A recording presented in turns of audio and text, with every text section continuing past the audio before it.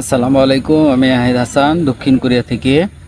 দেশ এবং দেশের বাইরের থেকে যে যেখান থেকে আমার ভিডিওটি দেখছেন সবাইকে আন্তরিক শুভেচ্ছা এবং অভিনন্দন। আসলে যে তিনটি সমস্যা থাকলে আপনারা কোনোদিনও দক্ষিণ কোরিয়াতে আসতে পারবেন না, সেই তিনটি সমস্যার কথাই আমি আপনাদেরকে জানাচ্ছি।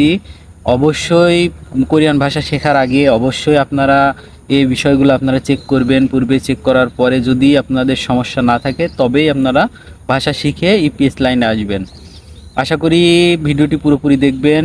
প্রথম বিষয়টি হচ্ছে আপনি প্রথমেই চেক আপ করবেন যে আপনার চোখে কোনো সমস্যা আছে কিনা, যে আপনি বর্ণান্ধ কিনা, আপনার যে যে কালার ব্লাইন্ড বলে সেই সমস্যাটা আছে কিনা সেটা চেক করবেন প্রথমত।